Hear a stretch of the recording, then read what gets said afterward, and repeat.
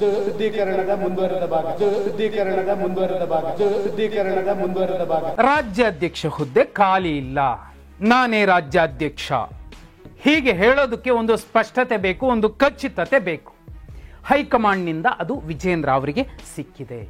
ಆ ಕಾರಣಕ್ಕೋಸ್ಕರನೇ ಅವರು ಇವತ್ತೂ ಕೂಡ ಆಷಾಢ ಶುಕ್ರವಾರ ಸ್ಪಷ್ಟವಾದ ಸಂದೇಶವನ್ನ ಕೊಟ್ಟಿದ್ದಾರೆ. ವಿಶೇಷ ಅಂದ್ರೆ ಮಾಜಿ ಮುಖ್ಯಮಂತ್ರಿಯೊಬ್ರು ಇನ್ನೂ ಒಂದು ಹೆಜ್ಜೆ ಮುಂದೆ ಹೋಗಿ ಶುದ್ಧೀಕರಣದ 2ನೇ ಹಂತ ಶುರುವಾಗಿದೆ ಅನ್ನುವಂತಹ ಹೇಳಿಕೆಯನ್ನು ಕೊಟ್ಟಿದ್ದಾರೆ. ಯಾಕೆ? ರಾಜ್ಯಾಧ್ಯಕ್ಷ ವಿಜಯೇಂದ್ರ ಅವರು ನೋ ಡೌಟ್, ಕೇಂದ್ರ ಗೃಹ ಸಚಿವ ಅಮಿತ್ ಶಾ ಅವರು ಈ ಹಿಂದೆ ಜೂನ್ 21, 22ನೇ ತಾರೀಕು ರಾಜ್ಯಕ್ಕೆ ಭೇಟಿ ಕೊಟ್ಟಿದ್ರು. ಆ ಸಂದರ್ಭದಲ್ಲಿ ವಿಜಯೇಂದ್ರ ಅವರ ಜೊತೆಯಲ್ಲಿ ಮಾತುಕತೆ ಆಗುತ್ತೆ, ಬಹುಮುಖ್ಯ ಸಲಹೆ ಮತ್ತು ಷರತ್ತನ್ನು ವಿಧಿಸಿದ್ರು. ಯಾರೆಲ್ಲ ಅಪಸ್ವರ ಎತ್ತುತ್ತಿದ್ದಾರೆ ಅಂತವರ ಬಹುಪಾಲು ಜನರ ವಿಶ್ವಾಸವನ್ನ ಗಿಟ್ಟಿಸಿಕೊಳ್ಳಿ, ಆ ಧ್ವನಿ ಇಲ್ಲದಂತೆ ನೋಡಿಕೊಳ್ಳಿ, ಅಶಿಸ್ತಿನವರ ಹೊಣೆ ನಮಗ್ ಬಿಟ್ಬಿಡಿ, ಅವರಿಗೆ ಪಾಠ ಕಲಿಸೋದು ನಮಗ್ ಗೊತ್ತಿದೆ, ನಾವು ಕಲಿಸ್ತೀವಿ ಅಂತ ಹೇಳಿದ್ರು. ಕೇವಲ 2 ವಾರಗಳಲ್ಲಿ ಡೆಲ್ಲಿಗೂ ಹೋಗಿ ಬಂದ್ರು ವಿಜೇಂದ್ರ ಅವರು. ಅನಂತರದಲ್ಲಿ ಯಾರೆಲ್ಲ ಕೊಯ್ಯ ಪಯ್ಯ ಅಂತಿದ್ರು ಅವರೆಲ್ಲರೂ ಕೂಡ ಸೈಲೆಂಟ್ ಆದ್ರು.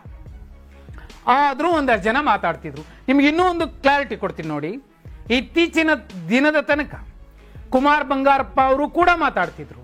ಆದ್ರೆ ತೀರಾ 2 ದಿನದ ಹಿಂದೆ ನಾವು ಹೇಳಿದ್ದೆಲ್ಲ ಆಗೋದಿಲ್ಲ, ಹೈಕಮಾಂಡ್ ಏನ್ ಹೇಳುತ್ತೋ ಅದನ್ನ ನಾವು ಕೇಳ್ತೀವಿ ಅನ್ನೋ ಮೂಲಕ ಒಂದು ಶರ ಬರೆದ್ರು.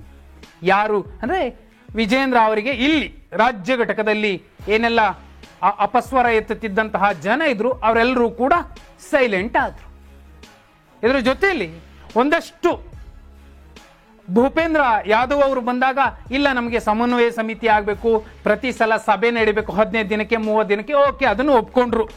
ಆದ್ರೆ ಈಗ ಶುದ್ಧೀಕರಣದ 2ನೇ ಹಂತ ಶುರುವಾಗಿದೆ ಅನ್ನೋದನ್ನ ಮಾಜಿ ಮುಖ್ಯಮಂತ್ರಿ ಸದಾನಂದ ಗೌಡರು ಹೇಳ್ತಿದ್ದಾರೆ ಅಂದ್ರೆ ಏನರ್ಥ?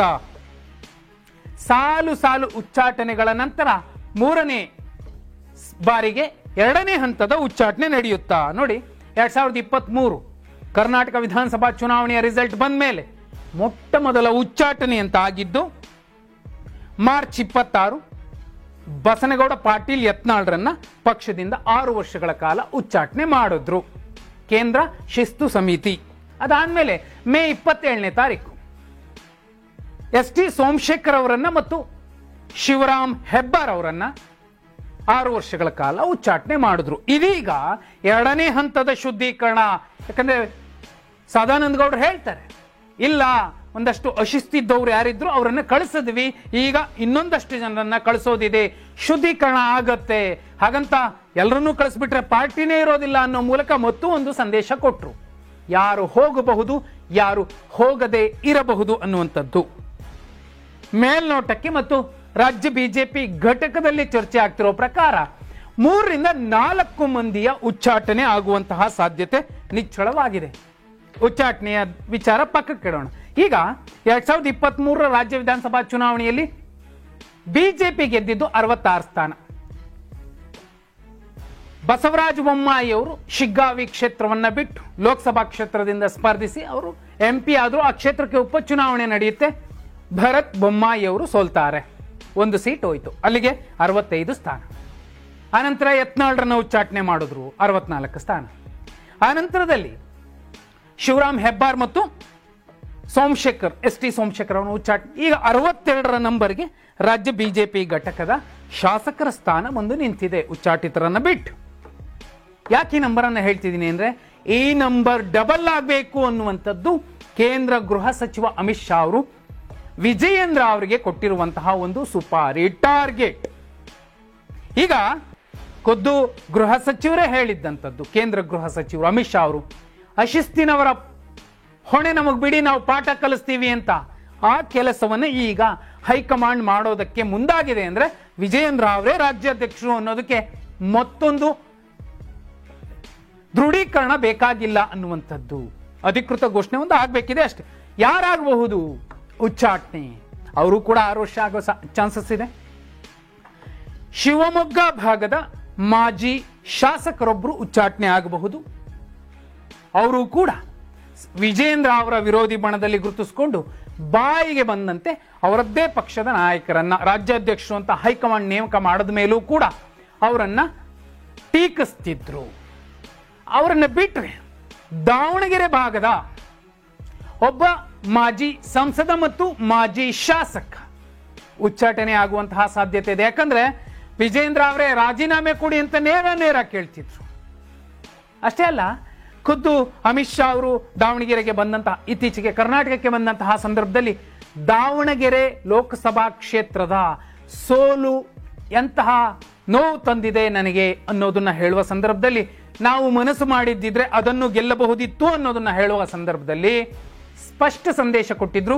ಈ ಭಾಗದ ಒಬ್ಬರು ಅಥವಾ ಇಬ್ಬರು ಉಚ್ಚಾಟನೆ ಆಗ್ತಾರೆ ಅನ್ನೋದನ್ನ ಸುಳಿವು ಕೊಟ್ಟಿದ್ರು. ಇದನ್ನ ಬಿಟ್ರೆ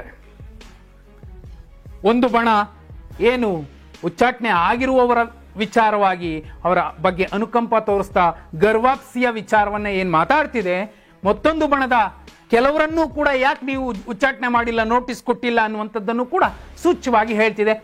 ಅವರಿಗೂ ಕೂಡ ಅಂತವರಿಗೂ ಕೂಡ ನೋಟಿಸ್ ಕೊಡಬಹುದು ಅಥವಾ ಉಚ್ಚಾಟನೆ ಮಾಡಬಹುದು. ಎರಡರಲ್ಲಿ ಒಂದು ಆಗುವಂತಹ ಸಾಧ್ಯತೆ ನಿಚ್ಚಳವಾಗಿದೆ. ಇದೇ ಕಾರಣಕ್ಕೋಸ್ಕರನೇ ಸದಾನಂದ ಗೌಡರು ಶುದ್ಧೀಕರಣದ 2ನೇ ಹಂತ ಶುರುವಾಯಿತು ಅನ್ನುವಂತಹ ಮಾತನ್ನ ಹೇಳಿದ್ದಾರೆ. ಅಲ್ಲಿಗೆ ಶುದ್ಧೀಕರಣ ಹೀಗೆ ಆಗ್ತಿದೆ ಅನ್ನೋದಾದ್ರೆ ವಿಜೇಂದ್ರ ಅವರು ಗಟ್ಟಿಯಾಗಿ ನಿಲ್ಲೋದಕ್ಕೆ, ವಿಜೇಂದ್ರ ಅವರ ಜೊತೆ ಗಟ್ಟಿಯಾಗಿ ನಿಲ್ಲುವಂತಹ ಪಡೆ ಸಜ್ಜುಗೊಳ್ತಿದೆ. ಆ ಪಡೆಯನ್ನ ಸಜ್ಜುಗೊಳಿಸೋದಕ್ಕೆ ಹೈಕಮಾಂಡ್ ಇಂಥದ್ದೊಂದು ನಿರ್ಧಾರಕ್ಕೆ ಬಂದಿದೆಯಾ?